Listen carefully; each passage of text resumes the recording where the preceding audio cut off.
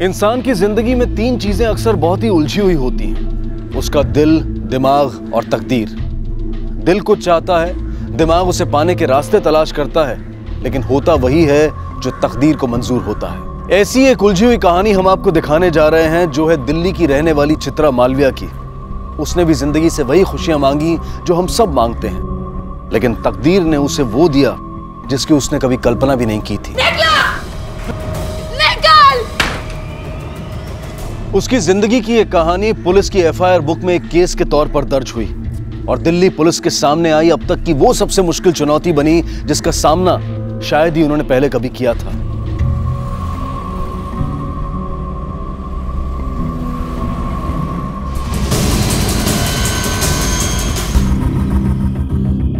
चित्रा, अब हम तो तुम्हारे साथ हैं और अपना मुन्ना भी।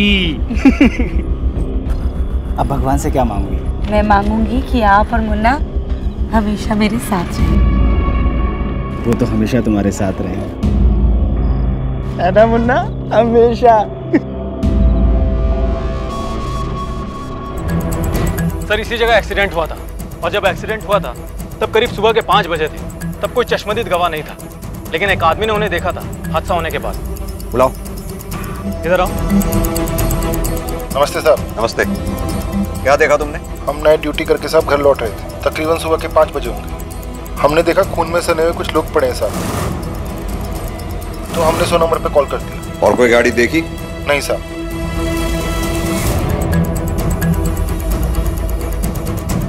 या तो ये लोग मंदिर जा रहे थे या मंदिर से आ रहे थे। जी सर। और एक बात, जैसा सब दिख रहा है ऐसा लगता है जैसे गाड़ी इस डायरेक्शन से आई होगी। यहाँ से आने के बाद गाड़ी ने इन लोगों को यहाँ टक्कर मारी। टक्कर मारने के बाद वो अपना कंट्रोल खो बैठा और जाकर ये इस पेड़ से जा टकराई। सर, तेजी से ब्रेक मारने की वजह से यहाँ पे गाड़ी के टायर के निशान भी मौजूद है। हिल की साइज और पेड़ पर जिस हाइट पर ये मार्क आया है, उसे देखते ऐसे लगता है कि बड़ी कार रही होगी। अगर पेड़ पे इतना गहरा निशान लगा है तो जरूर गाड़ी पे भी डेंट पड़ा होगा। ये हिट एंड रन का मामला है या प्लान मर्डर, ये हमें विक्टिम ही बताएगा। एक काम करो, आसपास के गैरेजेस में जाओ और उनसे कहो अगर कोई एक्सीडेंटल गाड़ी आती है तो फौरन हमें इन्फॉर्म करें। Okay sir.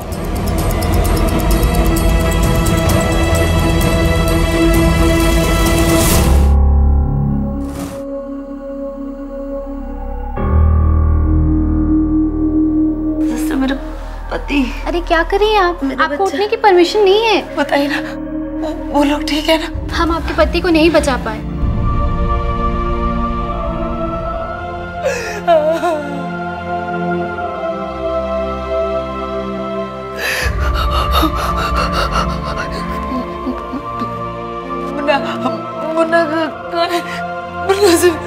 मुन्ना से मिलना है।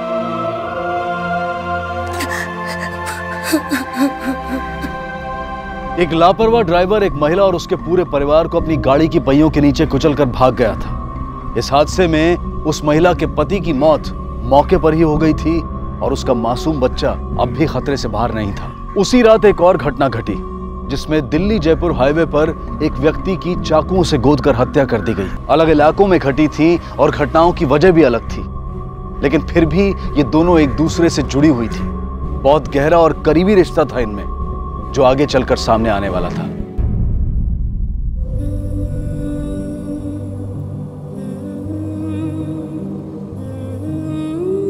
इसे काफी गहरी चोट लगी है। हमने इसे बचा तो लिया, लेकिन ये अब कभी देख नहीं पाएगा।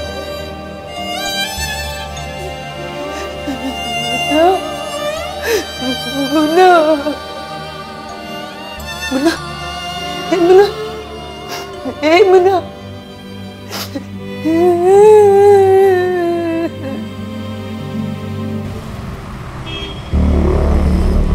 हम आपकी हालत समझ सकते हैं। वो क्या है, केस की तहकीकात करने के लिए हमारे लिए कुछ बातें जानना बहुत जरूरी होता है, जैसे गाड़ी किस रंग की थी, नंबर क्या था या कौन चला रहा था, कुछ भी जो आपने देखा हो। कुछ नहीं देख पाई, बस गाड़ी चलाने वाले को देखा था। कौन था वो?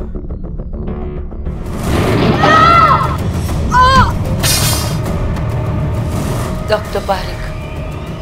हमारे मोहल्ले के पास उसका दवाखाना है, द्वारका, सेक्टर नंबर 23।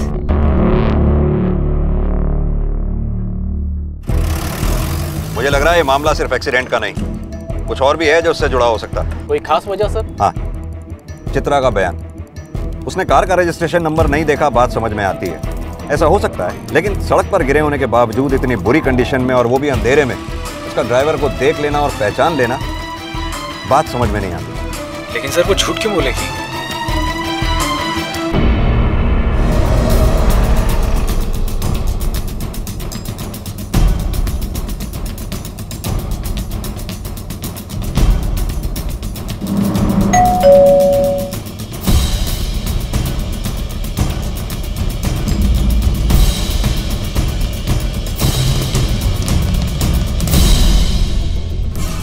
कल से घर नहीं लौटे हैं, कहाँ है मालूम नहीं। आपके फादर कल से घर नहीं लौटे हैं और आपने उन्हें ढूंढने की या पुलिस की मदद लेने की कोई जरूरत नहीं समझी। आपके फादर एक हिट एंड रन केस में सस्पेक्ट हैं। बेहतर होगा अगर कुछ जानती हैं तो वो बता दें। सर मैंने बोला ना आपको, हमें कुछ नहीं मालूम है कहाँ गए वो। कि मैडम आपके हाथ में चोट कैसे लगी? ये सीढ़ियों से नीचे गिर गई थी। आपकी मदर कुछ बोलती नहीं है क्या? जी नहीं सर, वो हमेशा से कम ही बोलती।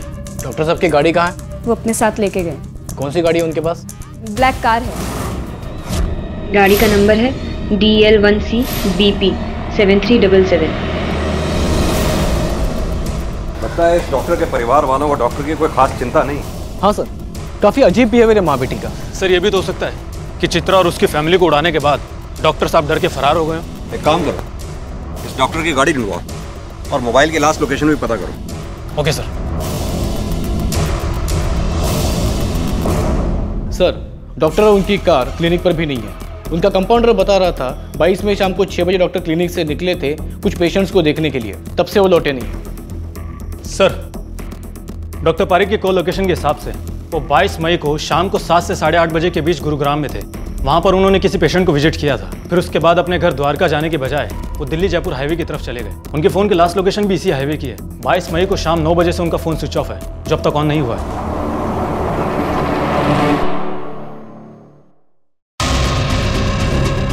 डॉक्टर पारिक दिल्ली से बाहर कहीं या फिर जयपुर जाने वाले थे? नहीं सर, हमें नहीं पता। मैडम हमें आपके हस्बैंड के एक हिट एंड रन केस में तलाश है और हमें ये बात भी अच्छी तरह से पता है कि वो घटना होने के करीब 8 घंटे पहले से खुद से लापता है। We need your cooperation. वो जिंदा है या मर गए?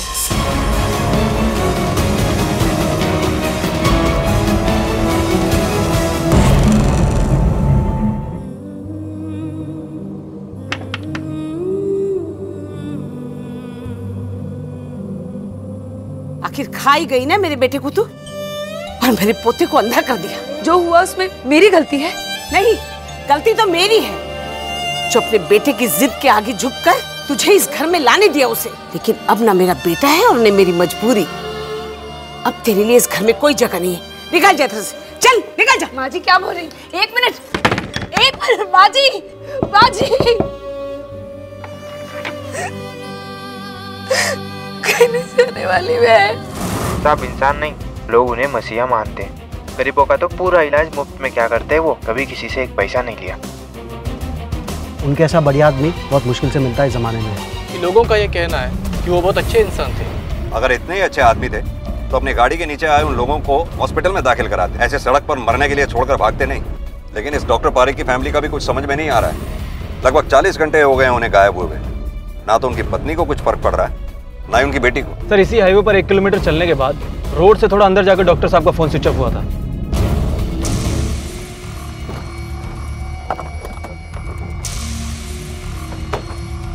सर यही वो लोकेशन है जहां पर डॉक्टर पारिक का फोन स्विच ऑफ हुआ था।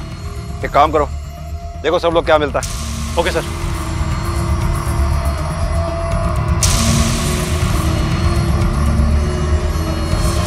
सर यहां पर एक लाश है, देखिए।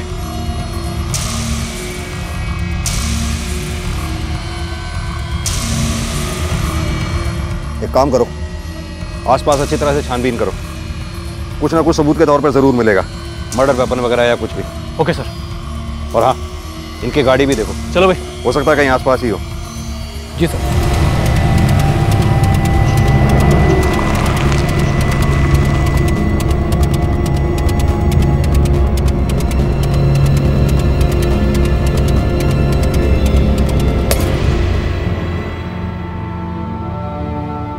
हाँ पंडित जी।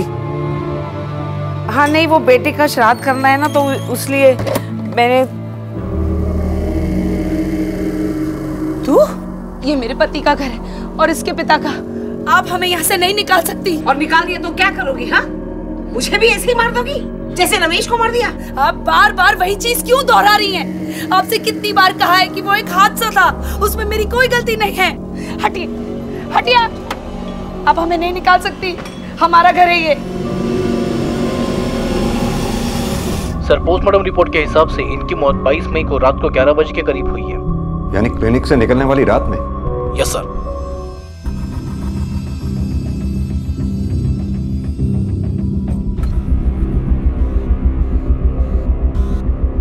Is this necessary sir? Mummy की थोड़ी सी तबीयत खराब है। मुझे नहीं पता अपने फादर की लाश को आइडेंटिफाई करना आपकी नजर में कितना जरूरी है, but yes, this is necessary. Legal procedure है, आपको पूरा करना होगा।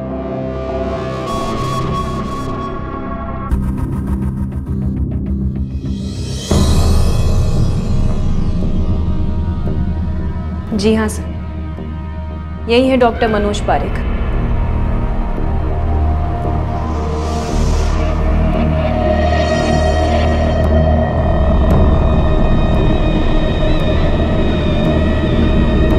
डॉक्टर पारिक की मौत 22 मई को हुई थी और चित्रा के साथ घटे हादसे की तारीख और वक्त था 23 मई सुबह के 5 बजे, यानी कि डॉक्टर पारिक के कत्ल के 8 घंटे बाद। लेकिन चित्रा का कहना था कि जो गाड़ी उसे और उसके परिवार को टक्कर मारकर गई, उसे डॉक्टर पारिक ही चला रहे थे। कौन था वो? डॉक्टर पारिक। लेकिन ये कैसे मुमकिन था कि जिस व्यक्ति की मौत हो चुकी हो, वो अपनी मौत के 8 घंटे बाद गाड़ी चलाता हुआ आए और एक्सीडेंट करके गायब हो जाए? मतलब साफ था कि या तो चित्रा ने उस गाड़ी के ड्राइवर को ठीक से देखा नहीं था, या फिर चित्रा झूठ बोल रही थी। और सवाल यह था कि अगर चित्रा झूठ बोल रही थी तो क्यों? दूसरी तरफ डॉक्टर पारिक का परिवार भी पुलिस के लिए किसी उलझन से कम नहीं था, जो कि उनके गायब होने के वक्त से ही अजीब बर्ताव कर रहा था और उनकी मौत के बाद भी उसके बर्ताव में कोई बदलाव नहीं आया था। कहीं इसकी वजह यह तो नहीं थी कि डॉक्टर पारिक के कत्ल का कोई सिरा उसके अपनों से जुड़ा था? आपकी हालत काफी खराब थी उस समय, इसलिए हमने आपको समय दिया। अब बताइए। क्या बताऊं साहब? यही कि आपने हमसे झूठ क्यों कहा कि वो गाड़ी डॉक्टर पारिक चला रहे थे, जबकि आपके एक्सीडेंट से काफी पहले उनकी हत्या हो चुकी थी। वो गाड़ी कैसे चला सकते थे? क्या बोल रहे हैं साहब? डॉक्टर पारिक की हत्या? जी साहब, मैंने आपसे कोई झूठ नहीं बोला। मैंने वही बताया जो मैंने देखा। मैं क्यों उनका झूठा नाम लूंगी साहब? उनका बहुत बड़ा एहसान है हम पे साहब। मेरे पति बहुत बीमार थे साहब, और हमारे पास इलाज कराने के पैसे भी नहीं थे। तब उन्होंने ही मेरे पति को ठीक किया साहब, और इलाज के पैसे भी नहीं लिए हमसे। जहां तक मुझे याद है वो डॉक्टर पारिक ही थे। वो गाड़ी जो भी चला रहा था, डॉक्टर पारिक या कोई और, उसका स्केच बनवाने में हमारी मदद कीजिए।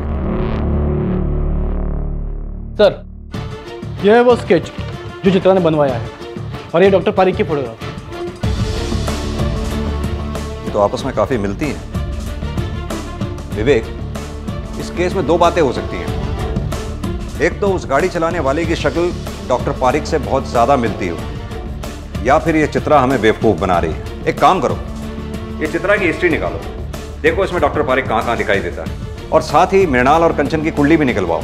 उसे डॉक्टर पारिक की कुंडली से मैच करा के देखो कि इनकी कुंडली में प्रॉब्लम है क्या। Okay sir.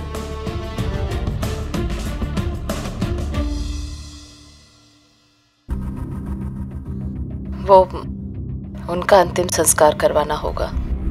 हिलो मत, लग जाएगा। अच्छे से होना चाहिए सब कुछ, कोई कमी नहीं रहनी चाहिए।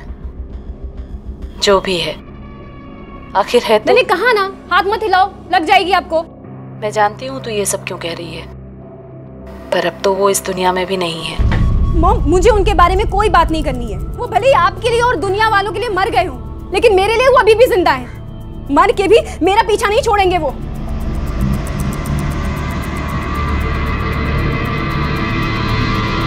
डॉक्टर पारिक की फैमिली के बारे में क्या और कितना जानते हो तुम?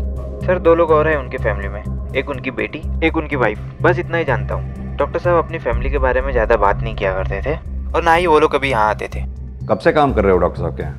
सर करीब 10 सालों से। तो तुम्हारे कहने का मतलब है पिछले 10 सालों से डॉक्टर साहब की फैमिली का कोई भी मेंबर क्लिनिक में नहीं आया? सर दरअसल उनकी वाइफ भी पहले डॉक्टर थी। डॉक्टर थी? मतलब डॉक्टर पारिक की वाइफ मिसेस पारिक डॉक्टर हैं? जी हाँ, वो पहले प्रैक्टिस भी किया करती थी लेकिन फिर छोड़ दी। क्यों? सर ये नहीं पता, लेकिन उनका खुद का भी कोई ट्रीटमेंट चल रहा है बहुत सालों से। सर लोग तो ये भी कहते हैं कि वो थोड़ी सी हिली हुई है, शायद इस वजह से प्रैक्टिस छोड़ दी हो। और उनकी बेटी? सर जहाँ तक मुझे पता है वो हिसाब से डॉक्टर साहब और उनकी बेटी के बीच में ज़्यादा नहीं बनती थी। पिछले 1 साल से उनकी बेटी अलग ही रहती थी। वो मैडम से मिलने रोज आती थी घर, लेकिन डॉक्टर साहब उनके सामने भी आ जाए तब भी वो उनसे बात नहीं करती थी।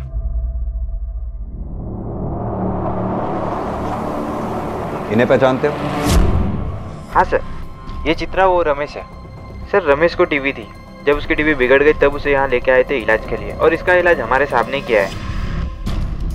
ये मेरे पति का घर है, मुझे यहाँ से कोई नहीं निकाल सकता, समझे? एक कदम भी आगे बढ़ाए ना तो मैं खुद का गला रेत दूंगी, और मैं ना कभी।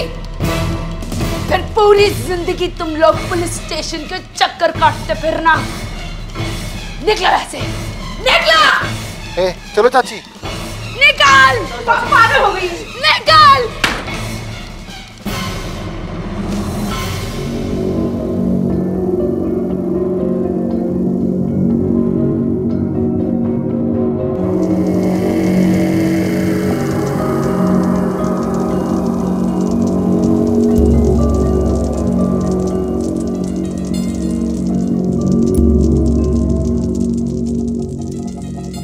एक बात पूछूं?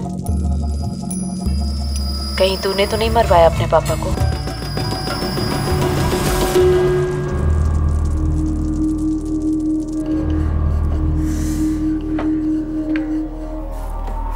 अरे अब जब यहाँ रहने ही लगी है तो अपने लिए रोटियां बना रही है ना, मेरे लिए भी 2 रोटी बना देना।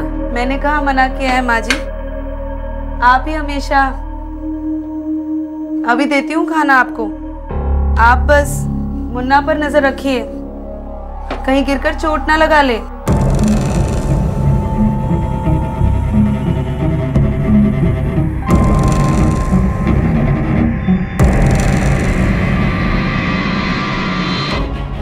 हमें पता चला है पिछले 1 साल से आप इस घर में नहीं रहती हैं, और घर छोड़ने की वजह थी आपके फादर। बनती नहीं थी आपकी आपस में, वो खास वजह?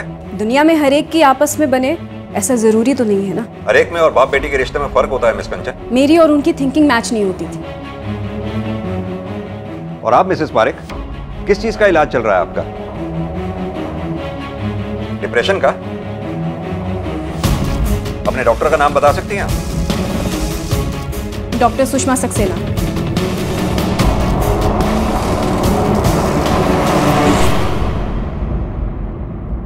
ये लीजिए। मुन्ना, मुन्ना कहाँ है? मुन्ना यहीं तो था।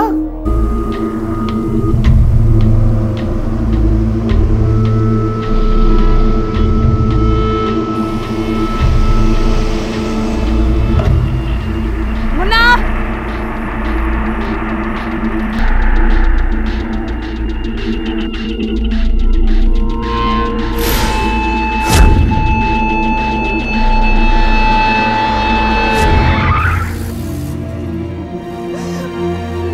तू ठीक है ना? तू ठीक है ना? तुझे कुछ हुआ नहीं ना? मना किया था ना तुझे बाहर निकलने के लिए, फिर क्यों निकला? हाँ?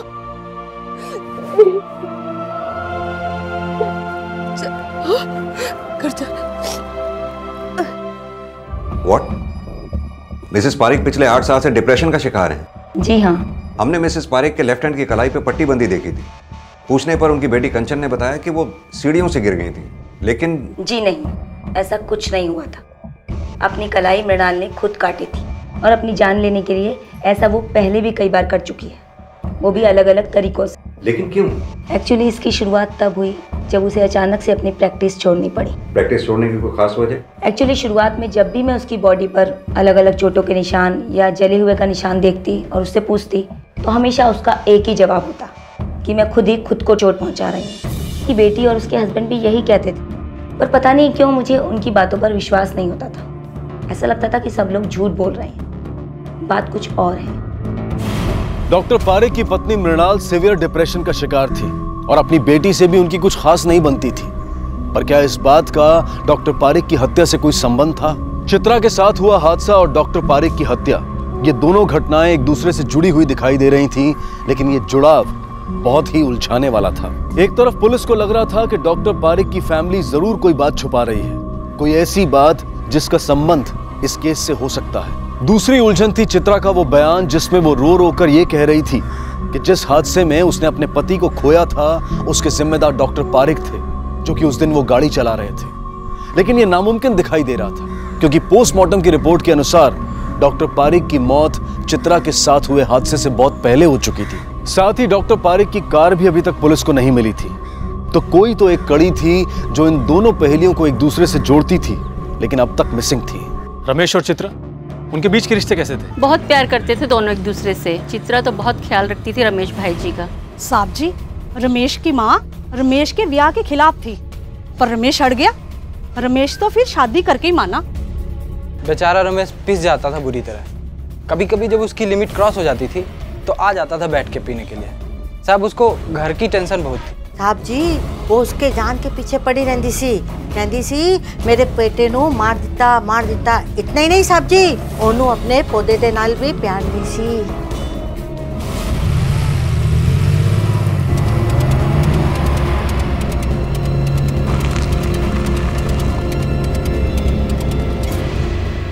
खामोश रहकर किसे बचाना चाहती हैं आप?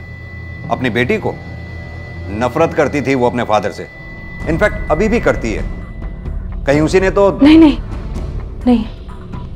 मेरी बेटी ने कुछ नहीं किया। वो बेचारी तो ऐसा कर ही नहीं सकती। बहुत अच्छी बच्ची है वो, बहुत ही अच्छी। मैंने किया है ये सब। आपने? बहुत गलतियां की हैं मैंने आज तक, पर मैं ऐसी पहले नहीं थी। उन्होंने बनाया मुझे ऐसा। दुनिया के लिए भगवान थे वो, पर हमारे लिए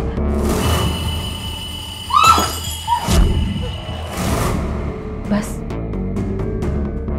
यही वो अकेली वजह थी जिसके चलते वो अलग अलग तरीकों से मुझे सजा देते थे किसी भी बात पर। मुराल, शर्ट हो गया? हाँ। दो।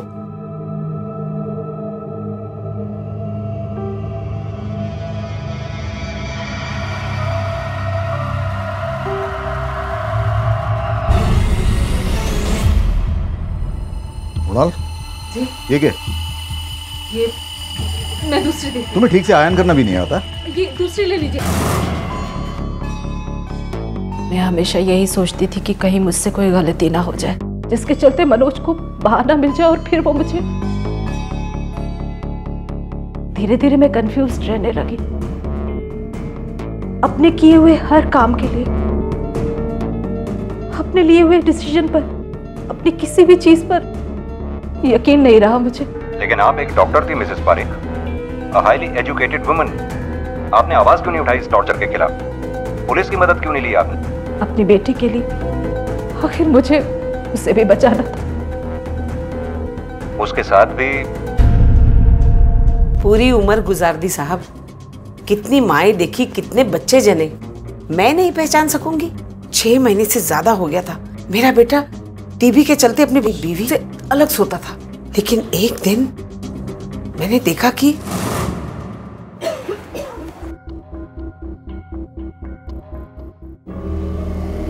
कहाँ मुंह काला कर आ रही हूँ? जैसा आप सोच रही हैं वैसा कुछ भी नहीं। तबीयत खराब है बस मेरी। ये भी तो हो सकता है कि रमेश और चित्रा के बीच कुछ हुआ हो। बिल्कुल नहीं साहब, क्योंकि रमेश अपनी बीवी और बच्चे से बहुत प्यार करता था, इसीलिए तो टीबी के डर से उनसे अलग सोता था। यानी इस वक्त चित्रा प्रेग्नेंट है? अरे ऐसी नाजायज औलाद को कोई रखता है क्या? गिरवा दिया होगा बच्चे को। लेकिन इन सब बातों को तुम्हारे पास कोई सबूत नहीं है, और ये भी तो हो सकता है ये सब तुम्हारी कोई गलतफहमी हो। मैं मान लेती अगर मैंने उस दिन उसे छुप छुप कर एक आदमी से मिलते हुए नहीं देखा होता तो। कौन था वो? मैं नहीं जानती कौन था, लेकिन उसका यार ही होगा ना, और कौन होगा? ये था। अरे नहीं, ये तो हमारे डॉक्टर साहब है जो हमारे रमेश का इलाज कर रहे थे। वो आदमी तो हमारे रमेश की उम्र का ही था और आता भी मोटरसाइकिल पर था। मृणाल जी ने हमें सब बता दिया, लेकिन फिर भी हम तुम्हारे मुंह से सुनना चाहते हैं। अगर मॉम की हालत ऐसी ना होती ना तो मैं कब का मर चुकी होती या फिर कहीं भाग गई होती। कि मॉम की मेंटल कंडीशन के चलते मेरा उनके साथ रहना हर वक्त जरूरी था, रात में भी और दिन में भी।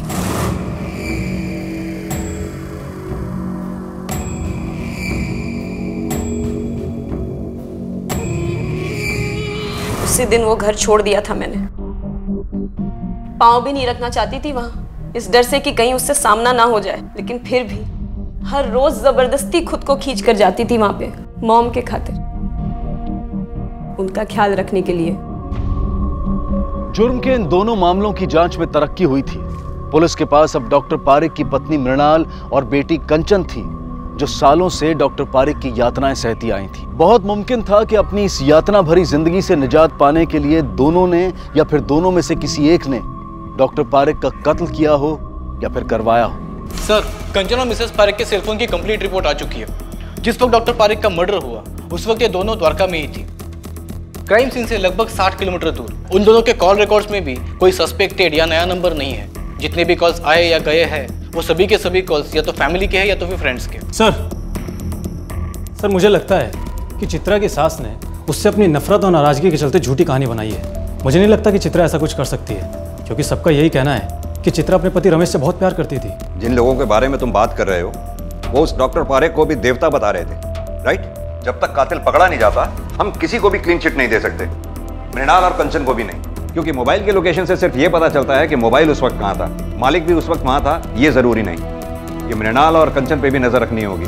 Yes sir. और चित्रा की सास ने जो कहानी बताई है हमें उसका भी पता लगाना होगा कि उसमें कितनी सच्चाई है। Yes sir.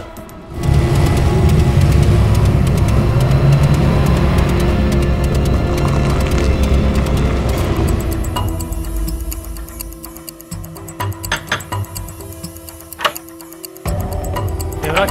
हाँ लेके चलो उसे। साहब चल। मैंने कुछ नहीं किया साहब। चलिए बताओ, चित्रा को कैसे और कितना जानता है? क्लिनिक की नर्स ने हमें सब कुछ बता दिया। मुझे नहीं पता चित्रा और देवराज के बीच में अफेयर था या नहीं, लेकिन नो डाउट काफ़ी क्लोज थे दोनों। वो भी आती थी वहाँ अपने पति का इलाज कराने, बस इसीलिए बातचीत होती थी। अगर आपको लग रहा है कि कुछ ऐसा वैसा था हमारे बीच, तो वैसा कुछ नहीं था। मेरी बीवी भी जानती थी उसे, बातें भी होती थी दोनों में। अब चाहिए तो पूछ सकते हो साहब। इस देवराज के कॉल रिकॉर्ड्स आए कि नहीं अब तक? अभी तक नहीं सर। जल्दी से मंगवाओ। Okay sir. हर चीज के दो पहलू होते हैं, यानी दो सिरे। मुझे लगता है हम सिर्फ एक सिरे पर ध्यान दे रहे हैं, दूसरे सिरे को हमने अभी तक छुआ तक नहीं। किस बारे में बात कर रहे हैं आप सर? डॉक्टर अपने एक पेशेंट को देखने गया था। 8:30 बजे उस पेशेंट के घर से निकलने के बाद डॉक्टर को अपने घर जाना चाहिए था। वो अपने घर जाने की बजाय गया दिल्ली जयपुर हाईवे पर, जहां करीब 11 बजे के करीब उसकी हत्या हो गई। ऐसा क्या हुआ होगा जो उस डॉक्टर को उस पेशेंट के घर से निकलने के बाद अपने घर जाने की बजाय दिल्ली जयपुर हाईवे पर जाना पड़ा हो? हमें इसका पता लगाना होगा। वह तो सर ਜਦੋਂ ਦਾ ਮੇਰਾ ਟ੍ਰੀਟਮੈਂਟ ਇੱਥੇ ਚੱਲ ਰਿਹਾ ਹੈ, ਤਕਰੀਬਨ ਡਾਕਟਰ ਸਾਹਿਬ 10 ਦਿਨ ਬਾਅਦ ਆਉਂਦੇ ਸੀ ਰੂਟੀਨ ਚੈੱਕਅਪ ਵਾਸਤੇ, ਤੇ ਵੈਸੇ ਹੀ ਉਸ ਦਿਨ ਵੀ ਆਏ। ਉਹਨਾਂ ਨੇ ਮੇਰਾ ਚੈੱਕਅਪ ਕੀਤਾ ਤੇ कुछ दवाइयाँ लिखियाँ ते चले गए। उस दिन डॉक्टर साहब के इस दरवाजे से अंदर आने से लेकर बाहर जाने तक के वक्त को फिर से याद कीजिए। अभी आपने जो कुछ भी मुझे बताया उस दौरान कुछ अलग से नोटिस किया हो आपने? मसलन उन्होंने किसी को फ़ोन किया हो या किसी का फ़ोन उन्हें आया हो, या वो बहुत खुश नज़र आ रहे हो या बहुत गुस्से में हो, कुछ भी जो ऐसा नोटिस किया हो आपने? हाँ, वो उस दिन कुछ नाराज लग रहे थे, कुछ बड़बड़ कर रहे सी, किसी को गालियाँ दे रहे सी। मैं उन्होंने पूछा पर उन्होंने कोई जवाब नहीं दिता। हाँ, एक गल होर सर, वो जो इत्थों गए ना, उन्हों का मूड बिल्कुल फ्रैश सीगा। डॉक्टर पारिक की फैमिली के अलावा जितने लोगों से भी हमने बातें की हैं, सबका यही कहना है कि उन्होंने कभी भी डॉक्टर पारिक को ऊंची आवाज में बात करते हुए नहीं सुना। और सर डॉक्टर पारिक के कॉल रिकॉर्ड के हिसाब से डॉक्टर पारिक को उस दौरान कोई कॉल आई या गई भी नहीं थी। एक मिनट, इस पार्किंग वाले से पूछते हैं, हो सकता है इसने कुछ देखा हो। जी सर। आओ। भाई कब से कह रहा हूँ गड्डी जाके उधर लगाना। अरे क्या हो गया? ले भाई ले, लगा दे तू, थोड़ी जल्दी है। अरे हमारे पास कौन सा टाइम है यार, पैसे ले ले ले भाई, पैसे ले। एक मिनट, इसको पहचानते हो? देखा है कभी? साहब जी रोज इतनी गड्डियाँ आती है, इतने बंदे आते हैं, कहाँ किसी की शक्ल याद रहती है। मुझे याद नहीं कौन है ये। ठीक है, ये हैं तुम्हारे और देवराज के बीच हुई बातचीत के कॉल रिकॉर्ड्स। तो क्या हुआ साहब? जान पहचान थी इसलिए बातें तो होती थी। इसका मतलब ये तो नहीं कि हम दोनों के बीच कुछ चल रहा था साहब। इस बात पे हमें कोई शक नहीं। तुम दोनों के एक दूसरे को किए गए कॉल भी ठीक ठाक ही हैं, 2-3 दिन में एक कॉल। लेकिन ये क्या है, ये हमारी समझ में नहीं आया। अपने एक्सीडेंट के बाद हॉस्पिटल से डिस्चार्ज लेकर 40 और 3 कुल मिलाकर 43 कॉल किए थे चित्रा ने तुझे। तूने एक का भी जवाब नहीं दिया, क्यों? क्यों किए तुमने इतने कॉल्स देवराज को, जब तुम्हारी जान पहचान मामूली थी और वो तुम्हारे कॉल्स पिक भी नहीं कर रहा था? ऐसी क्या बेचैनी थी जो तुम इसे कॉल पे कॉल किए जा रही थी?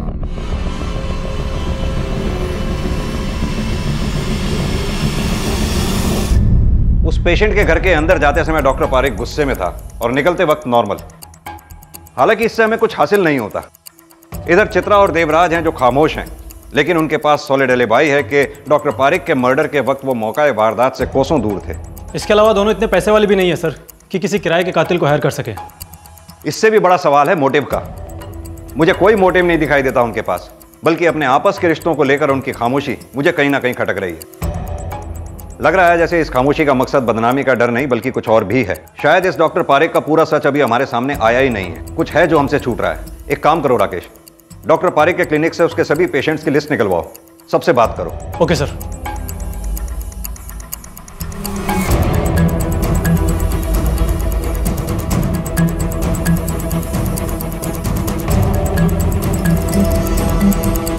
सर इस डॉक्टर पारिक ने तो अपने पास आने वाली किसी भी जवान औरत को नहीं छोड़ा। सभी गरीब तबके के लोग हैं, इसीलिए किसी ने आवाज़ भी नहीं उठाई। और सर इसके अलावा किसी को अपने बच्चे का इलाज करवाना था या किसी को अपनी माँ का, तो सबका वही हाल है।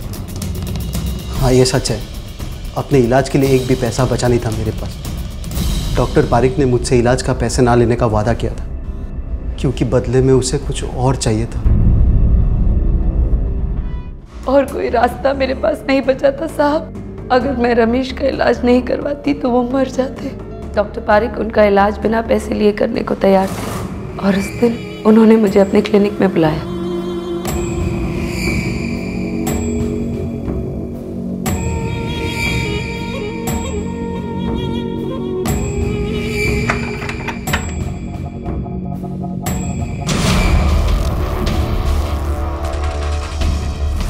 पूरी कीमत वसूली उसने मुझसे अपने मुफ्त इलाज की। एक बार अबॉर्शन भी करवाना पड़ा मुझे साहब। जब मेरी और चित्रा की दोस्ती हुई तब मुझे पता चला वो पारिक जो फ़ायदा मेरी बीवी की मजबूरी का उठा रहा है वही वो चित्रा के साथ भी कर रहा था। तो हम दोनों ने तय किया कि हम उसे जान से मार डालेंगे, लेकिन मेरी बीवी ने मुझे रोक लिया। देवराज पीछे हट गया। मेरी समझ में नहीं आ रहा था कि मैं क्या करूं, कैसे उस पारिक को सजा दूं। फिर अचानक उस दिन हमारा एक्सीडेंट हो गया। मुझे मौका मिला और मैंने वो इल्जाम उस पारिक पर डाल दिया। कौन था वो? डॉक्टर पारिक। सोचा मार नहीं पाई तो क्या हुआ, पूरी जिंदगी अगर वो जेल के पीछे सड़ेगा तो शांति मिलेगी मेरे मन को। देवराज को यही बताने के लिए मैं उसे लगातार फोन कर रही थी सब। मैंने उसके फ़ोन नहीं उठाया क्योंकि मुझे लग रहा था कि वो वापस डॉक्टर पारिक को मारने की बात करेगी। वो आदमी कौन था जिसने तुम्हारा एक्सीडेंट किया?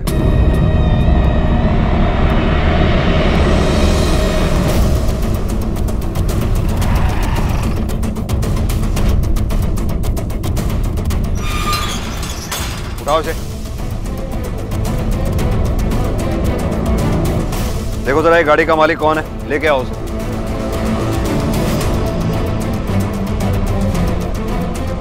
मैंने कुछ नहीं किया सर। सर मेरी बात तो सुनो, सर मेरी बात तो सुनो, मैंने कुछ नहीं किया, मैं बोल रहा हूँ। Listen to me sir please. डालो इसे गाड़ी में। सर प्लीज मुझे मैंने कुछ नहीं किया सर, मुझे क्यों डाल रहे हो अंदर? Sir sir please listen to me sir, मैंने कुछ नहीं किया है।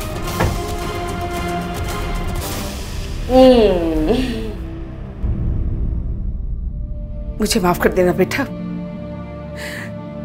मेरे बेटे के इलाज के लिए तूने क्या क्या नहीं किया और मैंने कितना गलत किया तेरे साथ। माफ कर देना मुझे।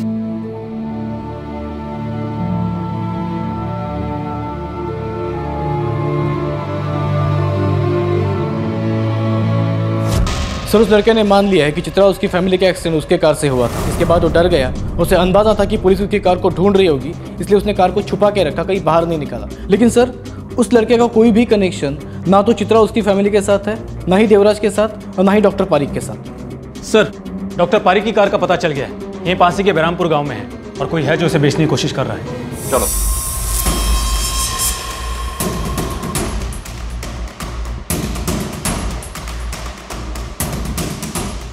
आजा। चल चल चल डालो गाड़ी में, डालो गाड़ी में, गाड़ी में डाल। देख पकड़।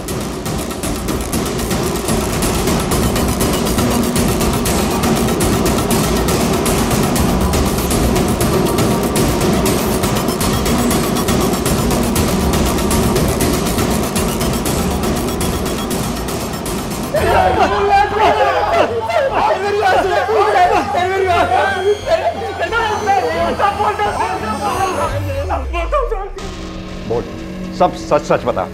साहब उस रात मेरा मूड पहले से ही खराब था।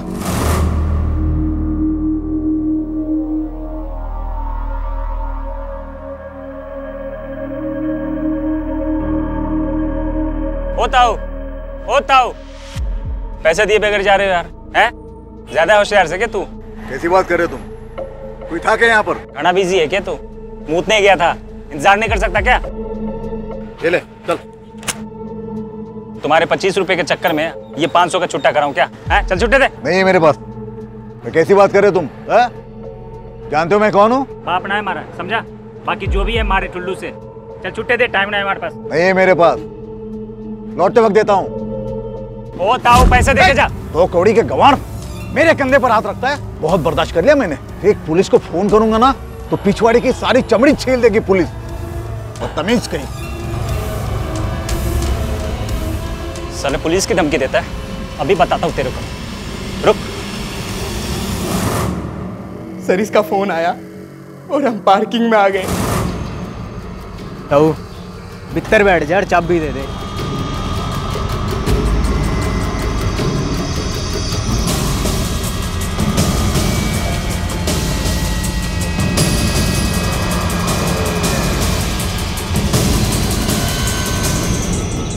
हमारे से पंगे लेगा तू? क्या बोल रहा था? पुलिस को बुलाएगा ना? हैं? जाना है? ये बेचूंगा।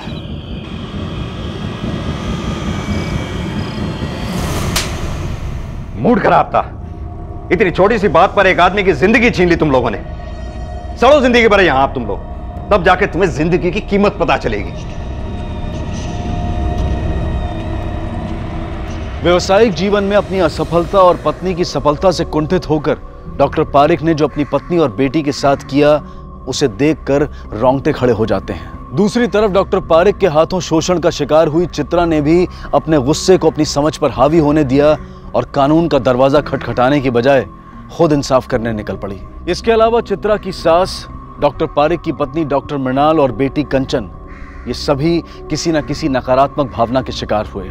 अगर चित्रा की सास ने उस पर शक करने की बजाय उसे समझकर उसका साथ दिया होता तो चित्रा ने डॉक्टर पारिक की गंदी नीयत के सामने अपने घुटने टेकने की बजाय जिंदगी से लड़ने और अपने पति को बचाने का कोई दूसरा रास्ता ढूंढा होता। अगर मृणाल ने अपने डर और अपनी बेटी को लेकर अपनी असुरक्षितता को अपने आप पर हावी न होने दिया होता और शुरुआत में ही डॉक्टर पारिक के खिलाफ आवाज उठाई होती तो न सिर्फ अपने आप को और अपनी बेटी को बल्कि उसने उन तमाम मजलूम महिलाओं को भी डॉक्टर पारिक का शिकार होने से बचा लिया होता। इस कहानी से हम सबको ये सीख मिलती है कि हमें अपनी भावनाओं, खासकर नकारात्मक भावनाओं विचारों से सतर्क रहना चाहिए।